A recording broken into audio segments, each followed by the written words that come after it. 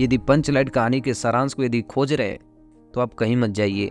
मैं आपको पंचलाइट कहानी की सारांश आज मैं बताऊंगा दोस्तों। तो सबसे पहले पंचलाइट कहानी के सारांश को यदि आप लिखेंगे तो ये 2 गलतियां आप मत करिएगा। तो पहली गलती ये है कि हमें पंचलाइट कहानी को 100 शब्दों से अधिक शब्दों में लिखना होता है। दूसरी गलती ये है कि हमें अपने राइटिंग को खराब नहीं लिखनी है। यदि हमारी राइटिंग खराब है तो उसे हमें प्रैक्टिस करके सुंदर करनी होगी। तो मैं आपको इस वीडियो में पंचलाइट कहानी के सारांश को 100 से 150 शब्दों में लिख के बताऊंगा और इसकी व्याख्या भी कराऊंगा। ठीक है, तो आप लोग का प्यार देने के लिए बहुत बहुत थैंक्स। और चैनल पर नए हो तो चैनल को सब्सक्राइब कर देना और इस वीडियो को आप लोग अपने एक फ्रेंड को शेयर कर देना। ठीक है, तो चलिए हम अपने कहानी को स्टार्ट करते हैं। ठीक है, तो इस कहानी के सारांश को पेन और कॉपी लेके लिखते रहिएगा। मैं आपको व्याख्या साथ साथ करवाते रहूंगा। ठीक है, तो इस कहानी के मुख्य पात्र हैं गोधन, मुनरी और गुलरी काकी और पंचायत। ठीक है, तो कहानी हमारी स्टार्ट इस तरह होती है कि पंचलाइट कहानी फणीश्वरनाथ रेणु जी की आंचलिक कहानी है। यानी यह कहानी फणीश्वरनाथ रेणु जी ने लिखा है। इस कहानी में बिहार के एक पिछड़े गांव का सजीव चित्रण किया गया है। यानी यह जो कहानी लिखी गई है कोई बिहार का एक छोटा सा पिछड़ा सा गांव होगा, उसकी गांव की बात की जा रही है। और इस कहानी में ग्रामीण समाज जाति के आधार पर विभिन्न टोलियां बांटी गई हैं। यानी उस गांव में अलग अलग जातियों के अनुसार अलग अलग टोलियां बांटी गई थी। आगे देखिए, गांव में निवास करने वाली विभिन्न जातियां टोलियां बना के रहती थी। यानी उस बिहार के पिछड़े गांव में अलग अलग जातियां थी और जितनी भी जाति थी वो अपना अपना टोली बना के रहती थी। ठीक है, तो उनमें से एक महतो टोली रहती थी। उसी टोली में से किसी एक टोली का नाम था महतो टोली। और उसी महतो टोली के लोग रामनवमी के मेले में महतो टोली के पंचों ने एक पेट्रोमैक्स खरीदा। पेट्रोमैक्स यानी लालटेन, हम अपनी तरफ पेट्रोमैक्स को लालटेन कहते हैं। महतो टोली के पंचों ने रामनवमी के मेले में एक लालटेन को खरीदा, जिसको गांव वाले पंचलाइट कहकर पुकारते थे। यानी उस गांव के महतो टोली के वाले के लोग उसको पंचलाइट कहकर पुकारते थे। पंचलाइट खरीदने के बाद 10 रुपये बचे थे, जिससे पूजा की सामग्री खरीदी गई थी। यानी उस मेले में पंचलाइट को खरीदने के बाद 10 रुपये बचे थे, जिससे पूजा की सामग्री खरीदी गई थी। आगे देखिए कि पंचलाइट को जलाने के लिए कीर्तन का आयोजन किया गया था। कीर्तन यानी हम अपने गांव में कहते हैं हरि कीर्तन। तो जब कोई नई चीज होती है तो हरि कीर्तन करते हैं, उसी तरह पंचलाइट को जलाने के लिए हरि कीर्तन का आयोजन किया गया था। और उस टोली के सभी लोग वहां पे आए थे यह देखने के लिए कि पंचलाइट कैसा है, इसे कैसे जलाया जाएगा। तो उस टोली के सभी लोग पंचलाइट को देखने के लिए आ गए। यानी उस महतो टोली के जितने भी लोग थे उस पंचलाइट को देखने के लिए वहां पे आ गए थे और सभी लोग उत्साहित थे। यानी जितने भी महतो टोली के लोग थे, बच्चे बूढ़े सभी लोग खुशीपूर्वक उत्साहित थे। लेकिन समस्या यह उठती है कि इसको जलाएगा कौन। प्रश्न ये उठता है कि इस पंचलाइट को जलाएगा कौन। यानी महतो टोली में किसी को भी पंचलाइट जलाना नहीं आता था। आगे देखिए, पंचलाइट न जलने से सबके चेहरे उतर जाते हैं। कि पंचलाइट न जलने की खबर सुन के सबके चेहरे उतर जाते हैं, क्योंकि महतो टोली में किसी को भी पंचलाइट जलाना नहीं आता है और लोग मजाक बनाने लगते हैं दूसरी टोली के। आगे लिखा हूं कि दूसरी टोली के लोग मजाक बनाने लगते हैं। यानी जो बगल वाली टोलियां थी, गांव की दूसरी जातियां थी, इन लोग को जैसे ही जलाना नहीं आता था वो लोग इनका मजाक उड़ाने लगते हैं। अब महतो टोली को बुरा लग जाता है। फिर आगे लिखा है कि इसलिए लोगों ने यह निर्णय लिया कि दूसरी टोली के लोगों से पंचलाइट को नहीं जलाया जाएगा। तो महतो टोली ने यह निर्णय लिया कि जब दूसरी टोली के लोग हमारे पे मजाक करने तो हम उनसे मदद नहीं लेंगे। भले ही हमारा पंचलाइट यहीं पे पड़ा रहे, हमारा पंचलाइट भले ही यहीं पे पड़ा रहे, हम दूसरे टोली के लोगों की मदद नहीं लेंगे। ठीक है, आगे देखिए लिखा है कि गुलरी काकी की बेटी मुनरी। मुनरी कौन थी? गुलरी काकी की बेटी थी।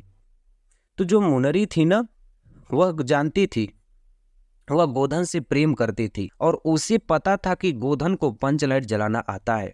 यानी मुनरी को पता था कि गोधन को पंचलाइट जलाना आता था। यानी उस महतो टोली में सिर्फ मुनरी को पता था कि गोधन इस पंचलाइट को जला पाएगा और कोई नहीं जला पाएगा। लेकिन पंचायत ने गोधन का हुक्का पानी बंद कर रखा था। हुक्का पानी यानी खाना पीना। तो पंचायत ने गोधन का हुक्का पानी बंद कर रखा था, क्योंकि वह गलियों में सलीमा का गाना गाया था। सलीमा उस समय कोई गाना होता होगा, तो गोधन गलियों में सलीमा का गाना गाता था और लड़कियों को छेड़ता था, इसलिए पंचों ने उसे जेल में बंद कर दिया था और उसका खाना पानी बंद कर दिए थे। फिर आगे कहा गया है कि परंतु आज गोधन की आवश्यकता महतो टोली को पड़ गई थी। लेकिन आज महतो टोली की गोधन को आवश्यकता पड़ गई थी, क्योंकि उस पंचलाइट को केवल उस टोली का गोधन ही जला सकता था। आगे देखिए क्या लिखा है। मुनरी अपनी सहेली कनेली द्वारा यह सूचना सरदार तक पहुंचाती है। कनेली कौन थी? मुनरी की सहेली थी। वह स्वयं न जाकर बल्कि अपने सहेली से कहती है कि गोधन इस पंचलाइट को जला देगा, आप सरदार से कह दीजिए। तो उसकी सहेली जाती है, सरदार से कह देती हैं, और पंचों ने यह सोच विचार करके निर्णय लेते हैं कि गोधन को बुलाया जाए। यानी जब पंचों को पता चला कि हमारे ही टोली में कोई एक ऐसा लड़का है जो इसको जला सकता है, तो पंचों ने यह निर्णय लिया कि गोधन को अब बुलाया जाए। लेकिन गोधन आने से मना कर देता है। लेकिन गोधन वहां पे आने के लिए मना कर देता है। बहुत सारे लोग जाते हैं, फिर भी गोधन नहीं आता है। फिर आगे देखिए, अंत में गुलरी काकी गोधन को मना कर लाई। कोई इसे नहीं माना, तो अंत में गुलरी काकी गई और गोधन को मना के लेके आई। आगे देखिए, सर्वप्रथम वो पंचलाइट में तेल भरता है। यानी जैसे ही गोधन वहां पे हरि कीर्तन जहां हो रहा था वहां आता है, और पंचलाइट में वह सर्वप्रथम तेल भरता है और स्प्रिट मांगता है। स्प्रिट जो लगाया जाता है ना लालटेन के बीच में, वह मांगता है। तो किसी के पास स्प्रिट नहीं होता है। पूछा स्प्रिट कहाँ है? स्प्रिट न होने के कारण वह गड़ी की तेल की सहायता से पंचलाइट जला देता है। स्प्रिट नहीं होती है, फिर भी वह अपना दिमाग लगा के वह गड़ी की तेल की सहायता से ही पंचलाइट को जला देता है। और जैसे ही पंचलाइट जलती है ना, पंचलाइट को जलने से सब में प्रसन्नता आ गई। यानी जैसे ही पंचलाइट जलती है सब में प्रसन्नता आ जाती है, सब में खुशियां आ जाती है। फिर आगे देखिए, सबके चेहरे खिल उठते हैं और गोधन सबका दिल जीत लेता है। वहां पे जितने भी लोग थे ना, सबके दिल पे गोधन राज करने लगता है। मानो उस समय के लिए वो गोधन एक मसीहा का कार्य किया और उसने पंचलाइट को जला दिया और सब में खुशियां बटेर दिया गोधन। मुनरी गोधन को हसरत भरी निगाहों से देखती है।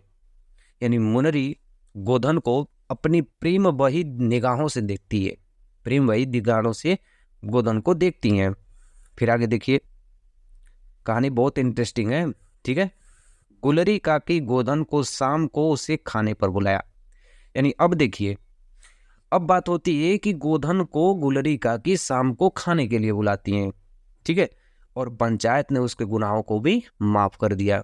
यानी जो वहां के पंच थे, जो वह सलीमा का गाना गाता था जिस कारण वह बंद था, पंचायत भी उसके गुनाहों को क्या करते हैं? माफ कर देते हैं और कहते हैं कि तुम्हारा 7 खून माफ, और खूब गाओ सलीमा का गाना। यानी पंचायत ने भी अब आजादी दे दी कि तुम्हारे जितने भी गुनाह थे सब तुम्हारे गुनाह माफ हो गए, और खूब गाओ सलीमा का गाना। तुमको जितना गाना गाना है तुम गा सकते हो। तो गोधन भी अब क्या हो गया? खुश हो गया। ठीक है, 100 से 150 शब्दों में इसको मैं बता भी दिया।